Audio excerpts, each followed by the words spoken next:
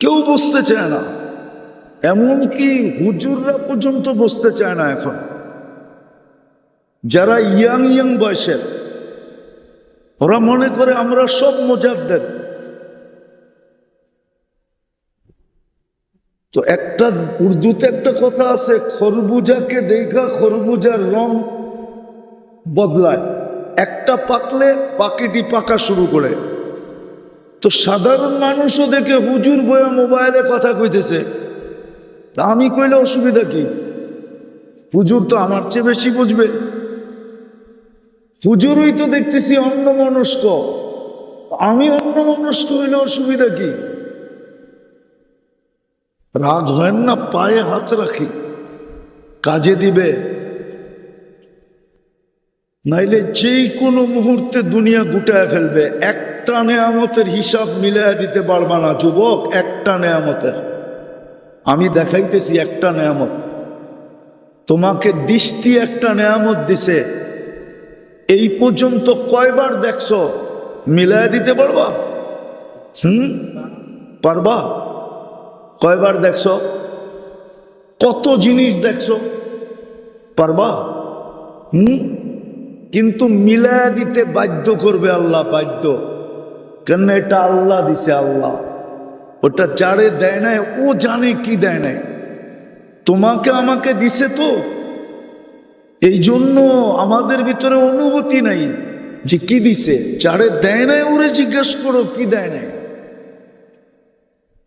ওরে জিজ্ঞেস করো, ওরে জিজ্ঞেস করো কি দেয় নাই, ওরে জিজ্ঞেস করো কি দেয় নাই। আর তুমি দেখো 26 কোটি ক্যামেরা দিয়া, একটা চোখ দিয়া দেখো না, এক চোখে 26 কোটি ক্যামেরা। যখন দেখি তো 26 কোটি ক্যামেরা ফ্ল্যাশ হয়, ফ্ল্যাশ। যেমন ছবি তুললে ফ্ল্যাশ হয়, 26 কোটি ক্যামেরা ফ্ল্যাশ হয়, একটা না দুটা না। এই জন্য হিসাব দিতে হবে, হিসাব দিতে হবে। আল্লাহর নেয়ামত ভোগ করবে আর হিসাব হবে না। কোরআন তো এটাই বলছে, লাতুস আলুন্না আনিন নাঈম। একটা নেয়ামতের হিসাব তোর থেকে নিবে, দিতে হবে। না দিলে ভোগ করতে হবে, আর দেওয়া সম্ভব না। এই জন্য বুঝার দরকার। আমি তো দুনিয়াই বুঝাইতেছিলাম, আখেরাত তো বুঝাইতেছিলাম না। যে দুনিয়ায় মানুষ চায় কিন্তু কেন পায় না, না পাওয়ার কারণটা কি? না পাওয়ার কারণটা কি? পায় না কেন? কেন পায় না? সুখ কেন পায় না? শান্তি কেন পায় না? রহমত কেন পায় না? বরকত কেন পায় না? জোর কেন হয় না? মিল কেন হয় না? মোহাব্বত কেন হয় না? সহমর্মিতা কেন হয় না? সহযোগিতা কেন হয় না? আমি তো কেন বুঝাইতেছিলাম কেন হয় না। চায় তো সবাই, এটার জন্যই তো সারাদিনের পরিশ্রম, এটার জন্যই তো সারাদিনের খাটাখাটনি, এটার জন্যই তো সারাদিনের দৌড়ঝাঁপ, এটার জন্যই তো সারাদিনের ছুটাছুটি, এটার জন্যই তো মানুষের হাতে পায়ে দড়া, এটার জন্যই তো সারাদিন এটাকে কি বলবো, ইজ্জতকে মাটিতে লুটানো, দুলায় মিশায় দেওয়া। যারা শ্রমিক, যারা চাকরি করে অন্যের, যারা রিক্সা চালায়, অটো চালায়, ওরা জানে সারাদিন কয়শো গালি খায়া বাড়িতে ফিরে। তো ও জানে যে অটো চালায়, যে সারাদিনে কতগুলা গালি খায়। যে অন্যের কাছে কাজ করে ও জানে সারাদিনে ধমক কয়টা খায়। এমনও মালিক আছে একটুর থেকে একটু হলে মা বাবা সব এক করে ফেলে, করে না? সোয়া আবার পরের দিন কাজে যায় কেন? সব কিছু সইতেছি কেন? একটাই তো, যে এইখানে একটু বরকত হোক, এইখানে একটু রহমত মিলুক, এইখানে এইখানে এইখানে একটু জোর হোক, এইখানে একটু মহব্বত হোক, এইখানে একটু ভালোবাসা হোক, এইখানে একটু সুখ হোক, এইখানে একটু শান্তি হোক, এইখানে একটু জোর হোক, একটু মিল হোক, একটু মহব্বত হোক, সহমর্মিতা হোক, সহযোগিতা হোক। কিন্তু কিছুই তো নাই, কিছুই তো নাই। আশায় আশায় দৌড়াইতেছি, আশায় আশায় যে এই মাসে হয় না আগামী মাসে হবে, এই বৎসরে হয় না আগামী বৎসরে হবে। মাত্র বিয়ে হইল তো এই জন্য হয় না, বাচ্চা হইলে ঠিক হয়ে যাবে। যেদিন বাচ্চা হইল আরো বাড়ল, ছোট তো এই জন্য হয় নাই, বড় হইলে ঠিক হয়ে যাবে। যেদিন বড় হইল ওদিন আরো মুসিবত বাড়ল, এগুলার বিয়ে শাদী হয় নাই তো বিয়ে শাদী হইলে ঠিক হয়ে যাব। বিয়ে শাদীও হইল এখনো ঠিক হয় নাই। আমার কথা শুনে নেন, ঠিক হবে কবরে গেলে, না ঠিক হবে না, বরং এক মুসিবতের থেকে আরেক মুসিবতে ঢুকবে। এটাই তো বলে মানুষ মারা গেলে এক ফেরেশতা কানে কানে এটাই বলে, এক ফেরেশতা কানে কানে বলে বাকিয়াল ওয়াবাল,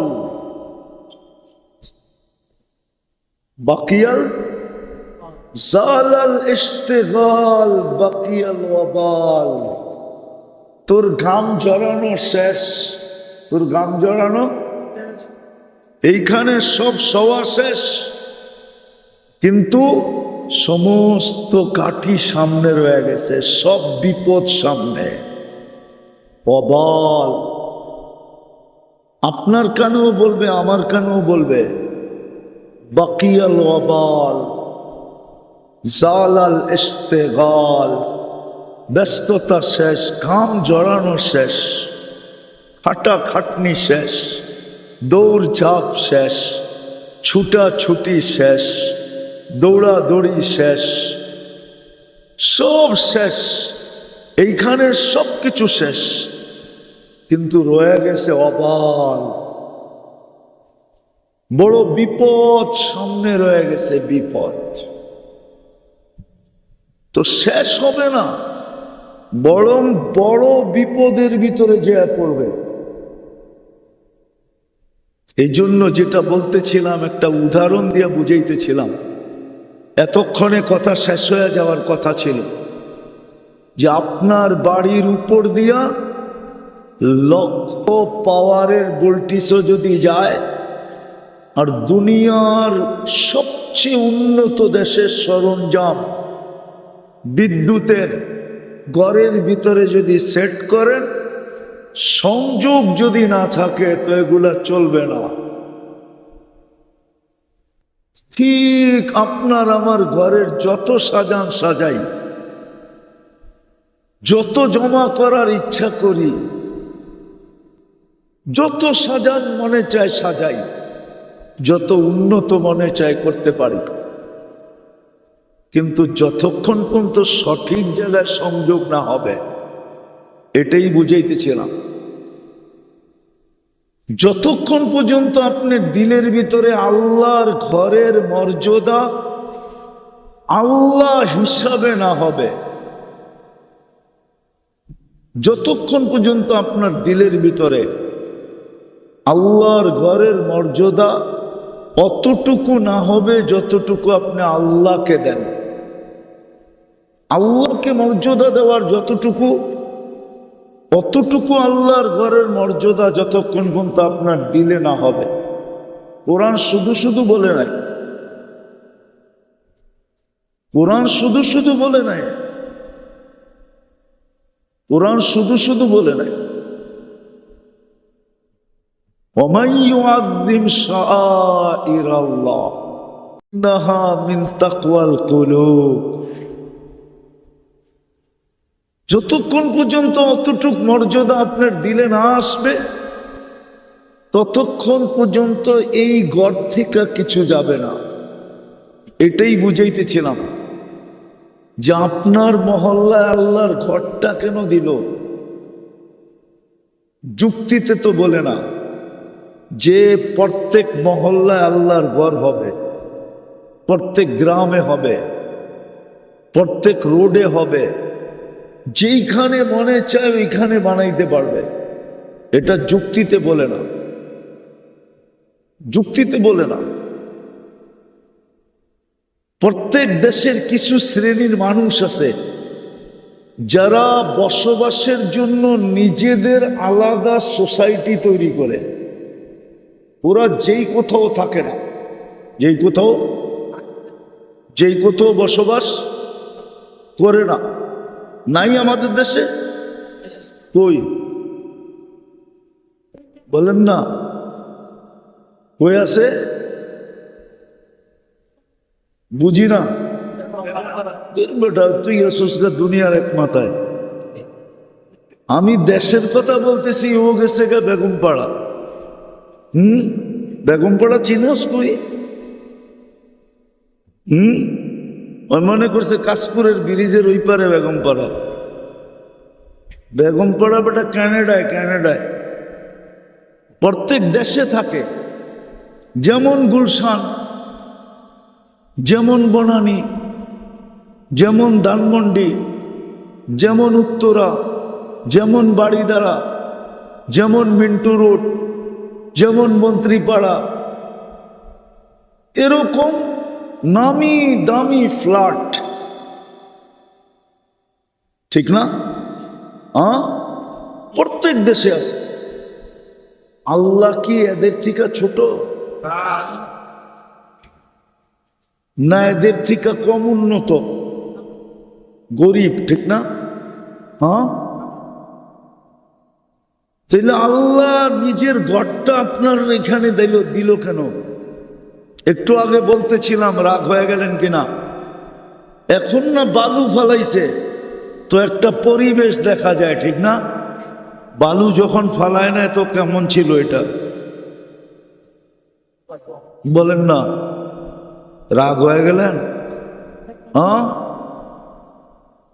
বালু যখন ফালায় নাই তা আমরা তো এইখান দিয়ে যেতাম, কুমিল্লা গেলে, নোয়াখালী গেলে, চিটাগাং গেলে, ঠিক না?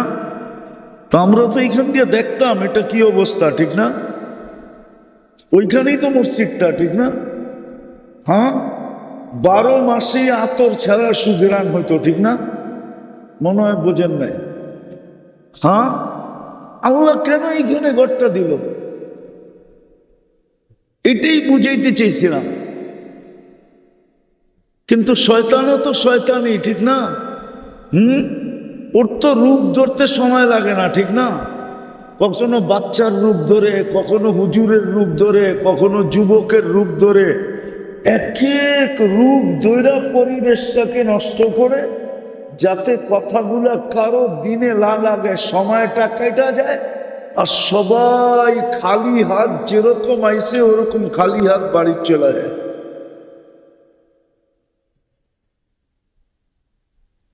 তো যেটা বুঝাইতেছিলাম, আপনি যা চান ওটা যদি পাইতে চান,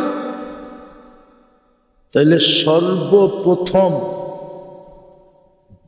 আল্লাহ ঘরটা এই জন্যই দিছে আপনার মহল্লায়, যেন দূরের থেকে তার আনতে হইলে পিলারের টাকাও দিতে হয়, আবার তারের টাকাও দিতে হয়, না দিতে হয় না?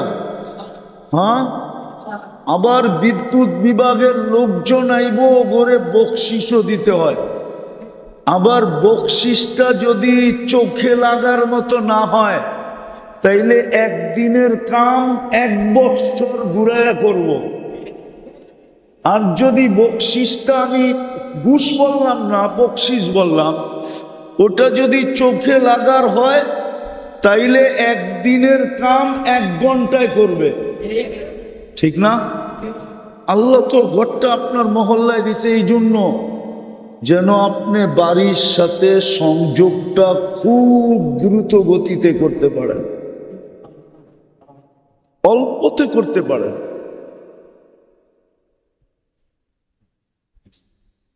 অল্পতে করতে পারেন, অথচ শতকরা 90 জনের সম্পর্ক মসজিদের সাথে নাই। শতকরা 90 জনের সম্পর্ক মসজিদের সাথে নাই। শতকরা 90 জনের সম্পর্ক মসজিদের সাথে নাই, নাই শতকরা 90 জনের। 90 বাড়িওয়ালার সম্পর্ক মসজিদের সাথে 5 ওয়াক্ত নাই। হয়তো জুমার দিন আছে, আর নাইলে রমজানে 2-1 দিন আছে, আর নাইলে 2 ঈদে আছে, 5 ওয়াক্ত নাই। আবার যাদের সম্পর্ক আছে, যাদের সম্পর্ক আছে ওরা মসজিদের ইজ্জত করে না। বললে আবার রাগ হয়ে যায় কিনা বলমু? উনি তো মনে করে আমি সভাপতি, আমি মসজিদের ইজ্জত করব কেন? মসজিদ আমার ইজ্জত করব কেন? আমি সভাপতি। আমি মসজিদের সম্মান করব কেন? আমি তো সেক্রেটারি। মসজিদ না আইলে আমারে পাও দোয়ায় দিব, আমি তো সেক্রেটারি। মসজিদের আমি ইজ্জত করব কেন? আমি তো মসজিদের ক্যাশিয়ার। মসজিদ না আমার ইজ্জত করব? আমি কেন ইজ্জত করব? আমি তো মসজিদের কমিটির লোক। রাগ হয় না, পায়ে হাত রাখি, পায়ে বসতে চেষ্টা করেন, তাইলে আপনার বুঝে আসবে, নাইলে বুঝে আসবে না। আপনার সবচেয়ে বেশি ইজ্জত করা উচিত ছিল, কেননা আল্লাহ নিজের ঘরের খেদমতে আপনাকে লাগাইছে। এই জন্য আমাদের কিতাবে একটা কথা লেখা আছে, আমাদের কিতাবে একটা কথা লেখা আছে, এই কথা ভাবিস না যে আমি বাদশার সেবা করি, বরং এই কথা ভাব যে বাদশা তোর মতো মানুষকে নিজের সেবায় রাখছে। আমাদের ভিতরে মসজিদের ইজ্জত নাই। এক তো 99 জন আসেই না, যাও আসে এদের ভিতরে মসজিদের কোনো ইজ্জত নাই।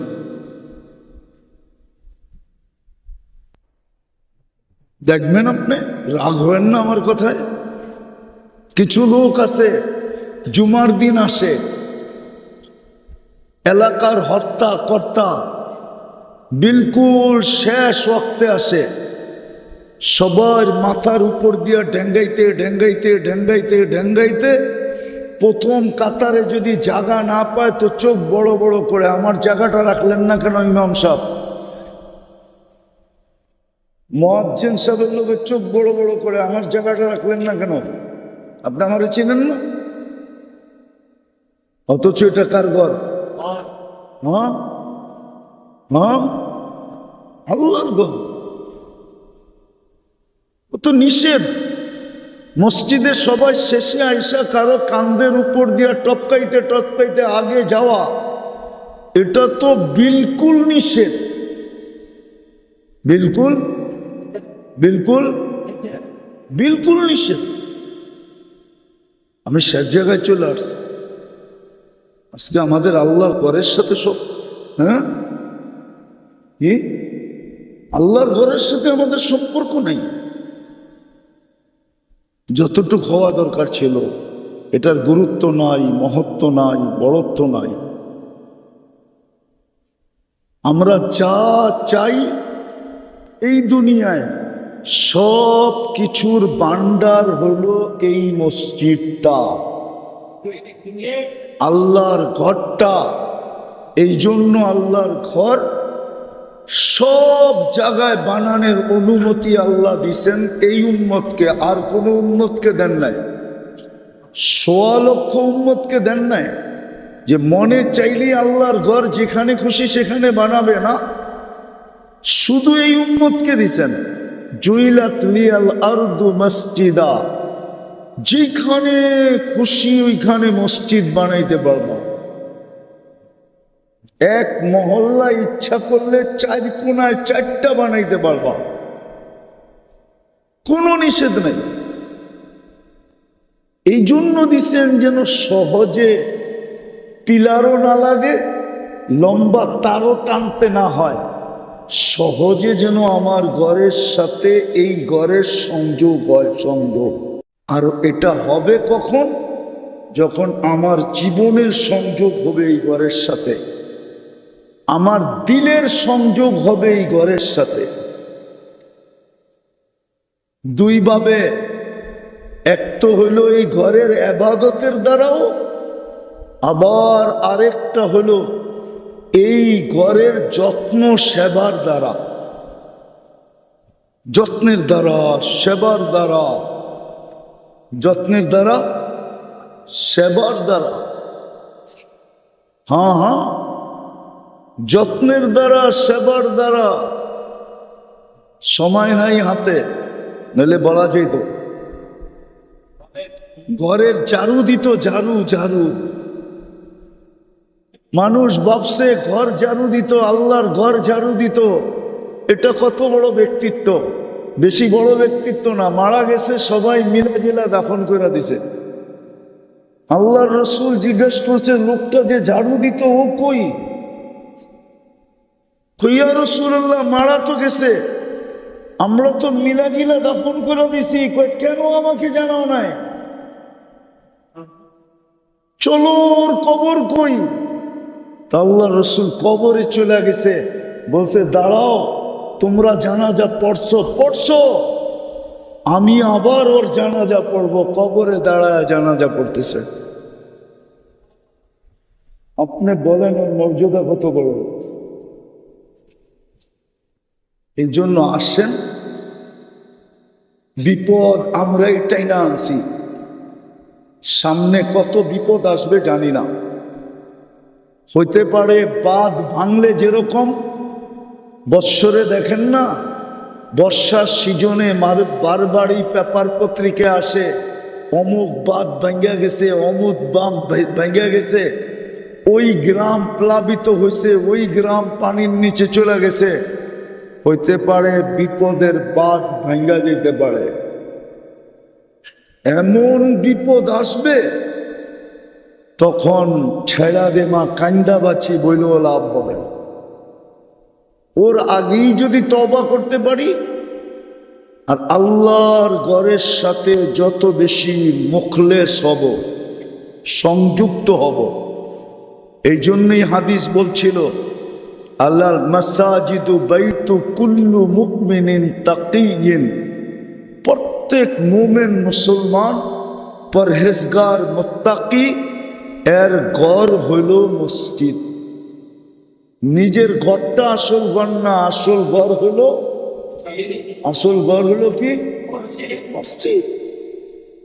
এই জন্য চলেন তওবা করা মসজিদের সাথে সম্পর্ক বাড়াই, মসজিদের সেবা করি, যত্ন করি, মসজিদের প্রয়োজন থাকলে মিটাই যতটুক পারি। যেমন উপরে দেখলাম আপনাদের, নিচে তো এসি আছে, উপরে তো দেখলাম কিছুই নেই, কিছুই নেই। জুমার দিন কি এখানে জুমা হয় না? মানুষ কি আসে না? দোতলায় কি জামাত যায় না? চোখে কি দেখে না? তাইলে আল্লাহর ঘরেরই অবস্থা। আল্লাহর কাছে তো এরকমও সিস্টেম আছে। টর্নেডো চিনেন? টর্নেডো চিনেন? হ্যাঁ, ইচ্ছা করলে 1 গ্রাম বাতাস দিয়া পেঁচায়া কইলে যাইব, কেউ খুঁজে পাবে না। ওটার নাম হলো টর্নেডো। পারে। এই জন্য চলেন তওবা করা মসজিদের সাথে যত বেশি সম্পর্ক জড়ব। আমার কথা মাইনা নেন। যার দিল যত বেশি মসজিদের সাথে লটকানো থাকবে, যার সম্পর্ক যত বেশি মসজিদের সাথে হবে, রব্বে কাবার কসম, আল্লাহর ওয়াদা, কাফফাল আল্লাহু লাহুর রাহা ওয়ার রাহমা। বাকি দুটা বললাম না, বাকি দুটা তো আখেরাতে। দুনিয়ার বললাম, আল্লাহ ওর সুখ শান্তি যা এই দুনিয়ায় চায় সবকিছুর দায়িত্ব নিতে রাজি। রাজি না, আল্লাহ ঘোষণা দিছেন আমার উপরে দায়িত্ব। তোর রহমতের, তোর সুখের, শান্তির সব কিছুর দায় দায়িত্ব নিলাম যদি তুমি মসজিদের সাথে অগাধ সম্পর্ক জোড়ো। আল্লাহ আমাদেরকে আমল করার তৌফিক দান করেন। জড়বেন তো? সহযোগিতা করবেন তো? হ্যাঁ, আবার দুই এক মাসের ভিতরে